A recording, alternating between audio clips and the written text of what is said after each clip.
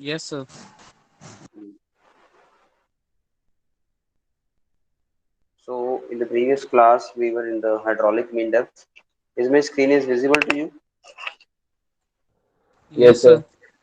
Yeah. Today we'll start the next topic, that is hydraulic gradient line or total energy line. So this is the topic or the concept of hydraulic gradient line, that is, and total energy line, which are being very useful in the study of flow through pipes or the flow of fluid within any pipe or in the channel. So these line may be indicated as you can see in the slide also. So this hydraulic gradient line is basically defined as the sum of pressure head and the potential head. That is, if we are adding the pressure head, that is P upon W, or and pressure head, so it becomes P by W plus Z. That the if we are measuring the sum of the datum head, that is potential head and pressure head at any point within the pipe. That is within the pipe, if you are having any pipe and you are measuring that the sum of datum head, that is potential head, and the pressure head at any point, that is called the piezometric head. That head is called the piezometric line. And if that any line is being drawn joining all the piezometric levels or all the piezometric head at various points, then that line so obtained is called the hydraulic gradient line.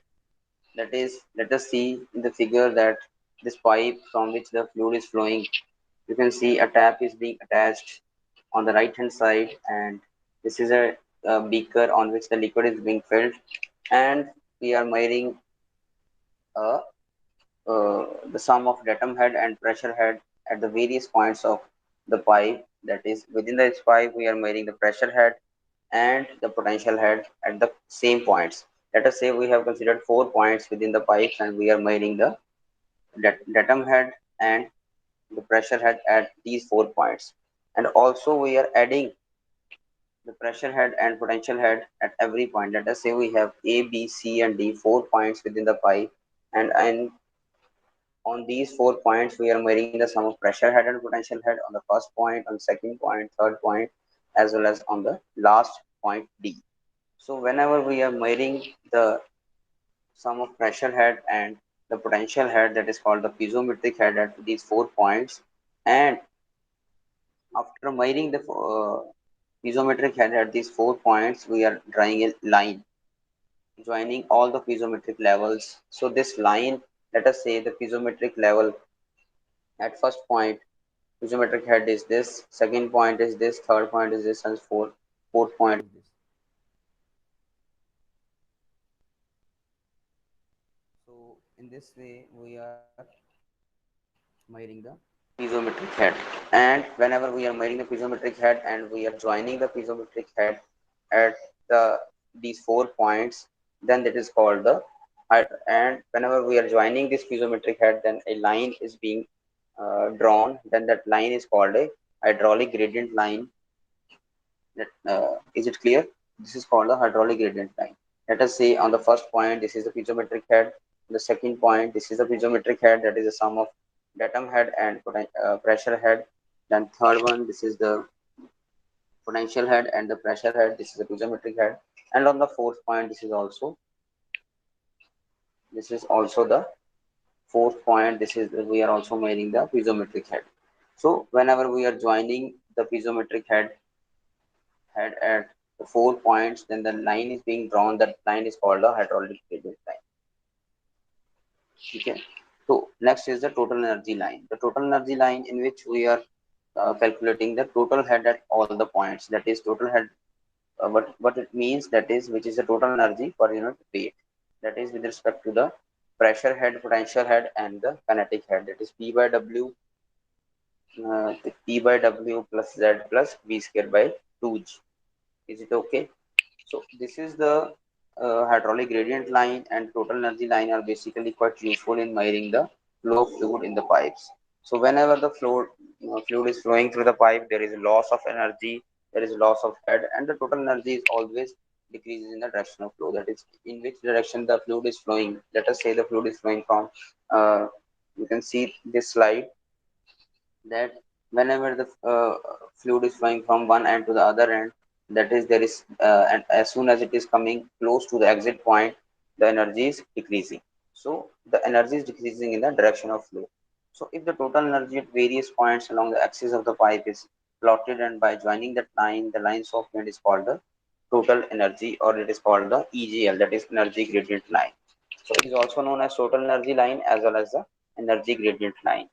So whenever we are considering that pipe and measuring the only piezometric head, and whenever we are joining the points where we are measuring the piezometric head, then that line which is being drawn at the piezometric levels, that is called the hydraulic gradient line. Wherever whenever we are measuring the total head at all these considered points, and we are drawing a line at by measuring the total energy levels, then that is called the total energy line. So this concept is basically helpful, uh, always helpful in measuring the direction of flow as well as the loss of head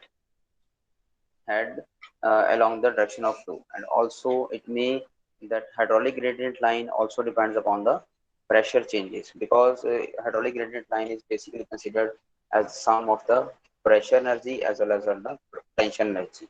If all the points are lying at the same point, then the datum head or the potential head may remains constant, or it will be considered as nil. But we have to consider it from the reference point. But it will remain same at 4 points, but we have to add it with the pressure head. And the hydraulic gradient line is always below the total energy line by a velocity head or the kinetic head, because we are not adding the kinetic head or the velocity head in the hydraulic gradient line, whereas in the total energy line we are adding the all the three kinds of head, that is total energy, which is being measured per unit weight. That is total head is considered as, you all know that in the previous classes we have done it, or we call it many times, that it is equal to the sum of pressure head, potential head, and the kinetic head. So to calculate any pressure head or the potential head and the kinetic head, we have the formulas which we have read in the previous slides or the previous chapter also. That is, when we are considering the pressure energy per unit weight, it is called the pressure head. And whenever we are considering the potential head with respect to the weight, that is called Z denoted by Z. And whenever we are considering the kinetic energy per unit weight, it is considered as P square by 2G. So the line joining the liquid level in the tubes or in the pipes is called the hydraulic gradient line whenever we are measuring the only the piezometric head, and whenever we are measuring the total energy head at all the points, and whenever we are joining that all the points on the line, that then that line becomes the, or that line is termed as the total energy line or the energy gradient line, that is EGL. It is also denoted by TEL, that is total energy line, as well as it is noted by EGL, that is the energy gradient line. So next we have the most important topic of the chapter, that is the loss of head due to friction. So this is basically a major loss which is being considered mm, while we are measuring the head whenever the fluid is flowing from one point to the other point. So you can see in the figure that we have considered a small cross section to calculate the loss of head, that is we have considered a small portion, that is L, and let us say the pressure at the entry or the point 11 which we have considered is P1, and the pressure at point 22 which we have considered is in the at the exit end or at the exit side of the pipe, it is called 22. So this is called, that pressure is called P2. So whenever the fluid is flowing from the, you can see here the fluid is flowing from left hand side to the right hand side, and the hydraulic gradient line or total energy line is also always suggesting us that whenever in which direction the fluid is flowing, it is we are experiencing the loss of head towards the direction of flow. That is, when we are moving from the entry to exit side, there is also some losses within the pipe. There is losses. There are some kind of losses in the flow of fluid, and that is why we are getting the lesser amount of head at the exit. Whereas while proving the Bernoulli's theorem, we have considered that there are no losses, uh, so that we have proved that the total head at entry always remains total head at exit, because While proving the Bernoulli theorem, we have assumed some constraints and we have assumed some limitations in our article. Like we have assumed that our fluid is ideal fluid, our fluid is non-viscous, it is incompressible, and the flow is always steady and uniform. That is, the velocity, pressure, and density are not changing with respect to space and time. So, whereas while we are encountering any flow of fluid, when the in a practical way, there is always some losses. Like if in a bike, your bike is giving an average of 60 or 65 kilometer per liter, that is, it means there are some losses due to which you are not getting 100% efficiency. In the universe, there is no machine that is providing the 100% efficiency. In the similar way, uh, when we are studying the flow through pipes and whenever the fluid is flowing from one end to other end, there are some losses. So some losses are considered the major losses, energy losses, and some are considered the minor uh, energy losses.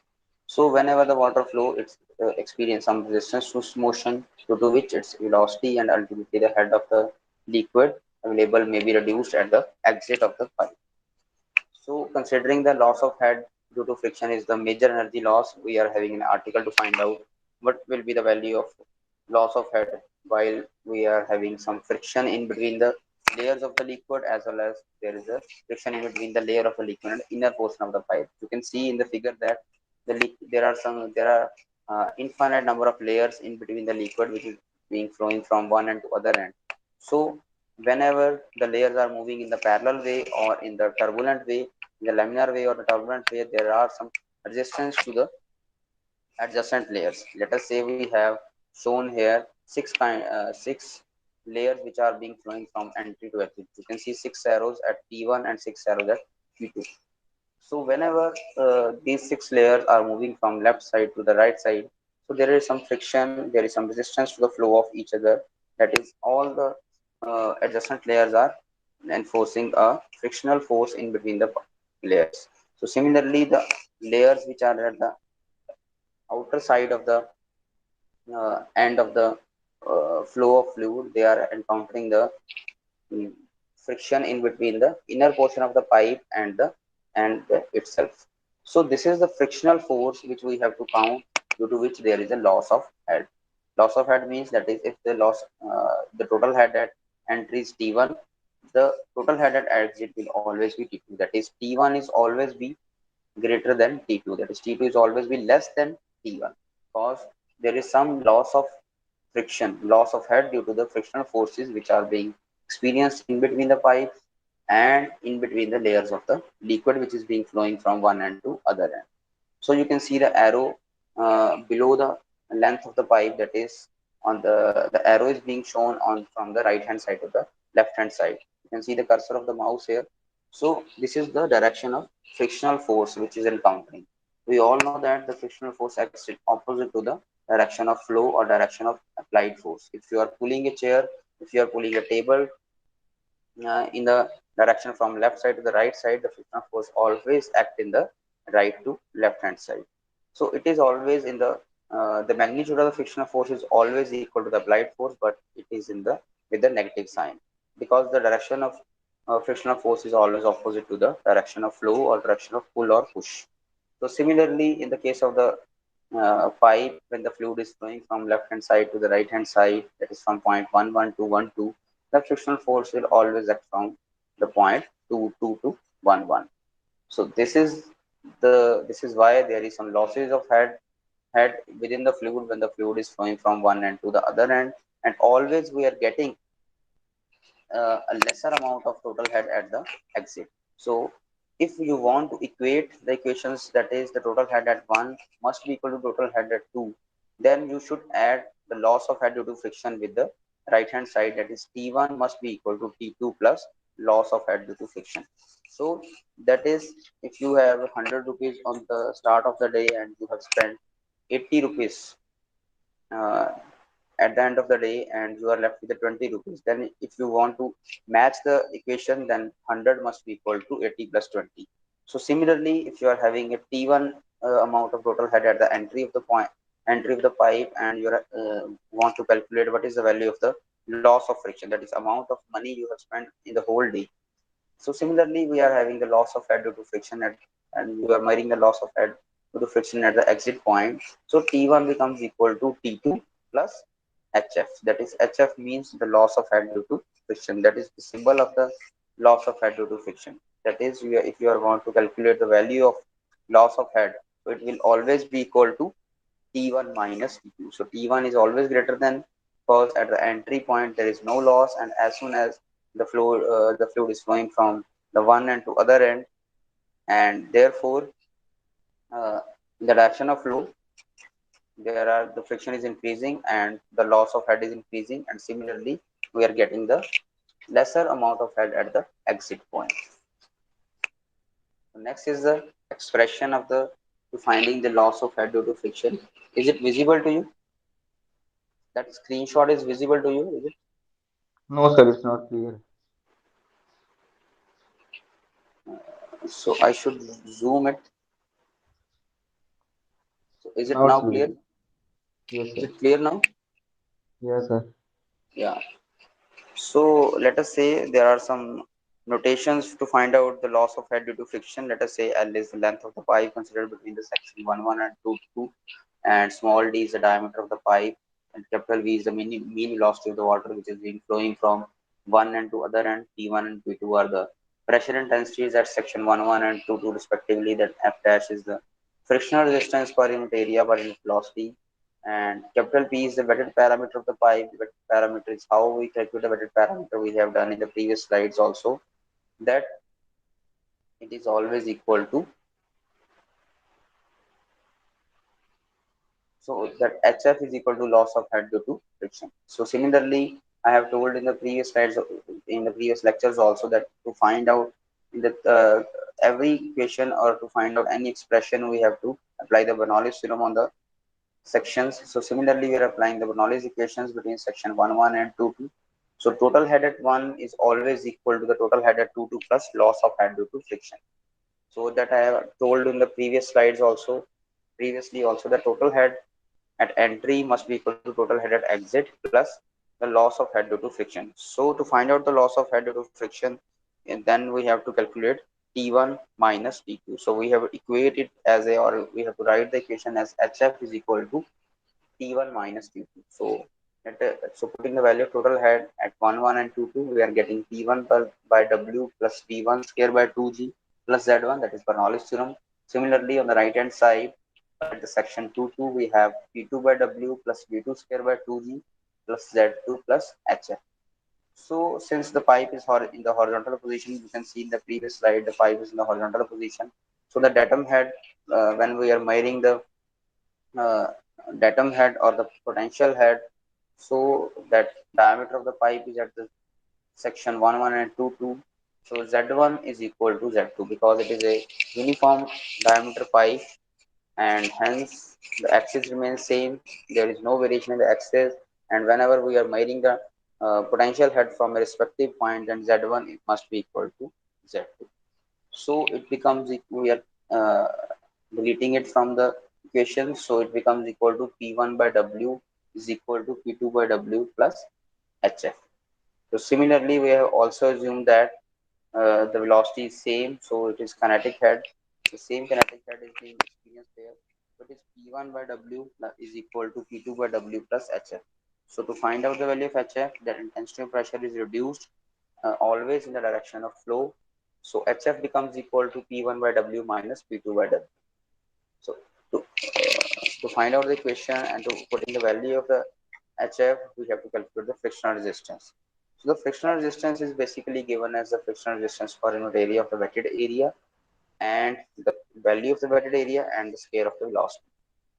So we are calculating F1 is equal to F dash into area is pi dl. Why the area is pi dl? Because it is a cylindrical shape pipe, and the area of the cylinder is always 2 pi RH, or in the terms of diameter, if you want to write, then 2r becomes d, that is pi dl into v square.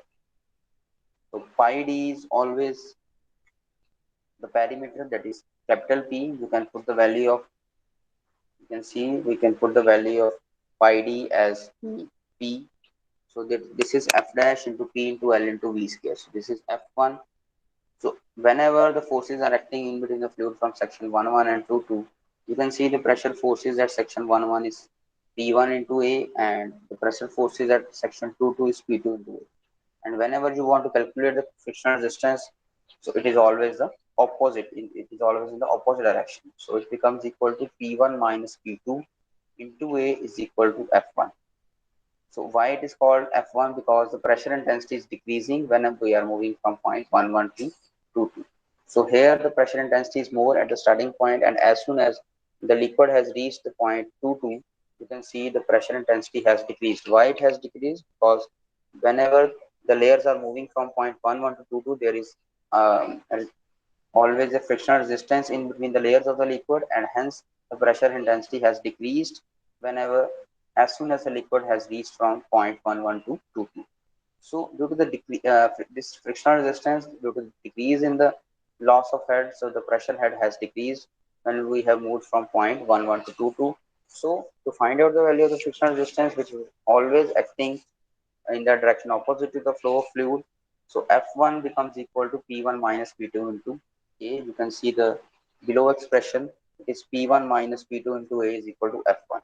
So putting the value of F1 from the previous equation, we have F dash into P into L into V square.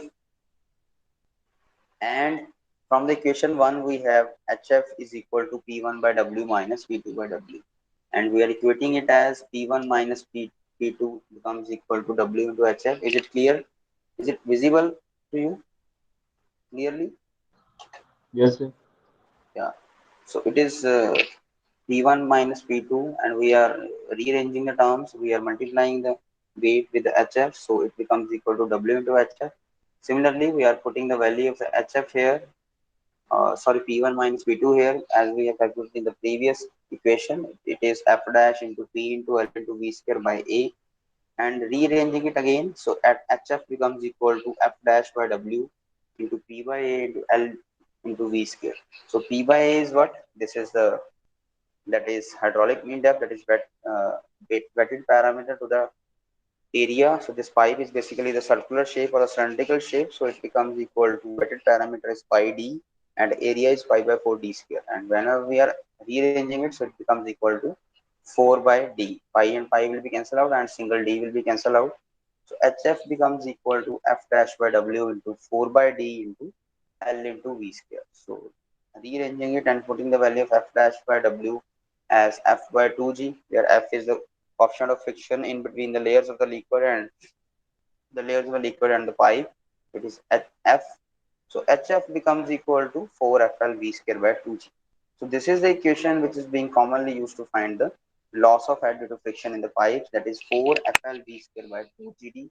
F is here the portion of friction, L is the length of the pipe, V is the mean velocity of the fluid which is being flowing, G is the acceleration due to gravity, and D is the diameter of the pipe.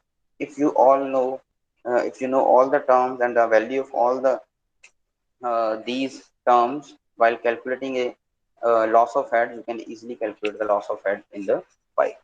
By using this equation, we can easily calculate if in an industry and supervisor asks you to find out the loss of head due to friction, you can directly use this equation, that is 4FL V square by 2GD, to find out the value of the loss of head due to friction.